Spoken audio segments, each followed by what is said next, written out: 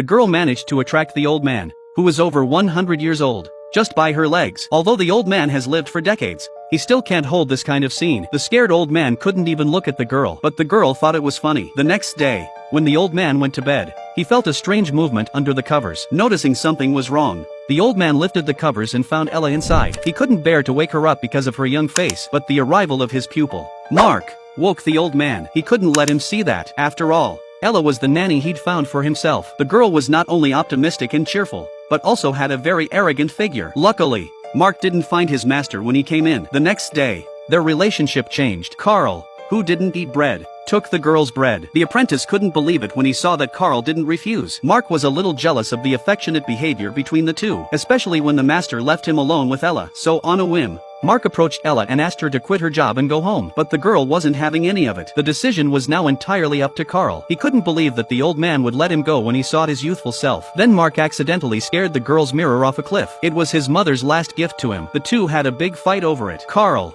who was not far away, overheard them. He climbed down the cliff without a care in the world to retrieve Ira's mirror. When he got back up the cliff, Carl gave the mirror back to the girl. He was so touched that he went up and hugged the man. It made Carl feel like a teenager again, but Mark was alone in his misery. The relationship between the two of them skyrocketed when they returned. Ella let the man lie on her lap and said she would help him make a cartoon painting. When his hand touched the man's chest, Carl instantly blushed, especially when he saw Ella's tender face and lips. Carl fell asleep. He dreamt that he was a teenager again. Every day, he lived with Ella without a care in the world. In the midst of his imagination, he was suddenly woken up by a girl and pulled back to reality. Looking at the colors on his chest, he felt that age was not a problem. But that day, an incident broke the peace of the present.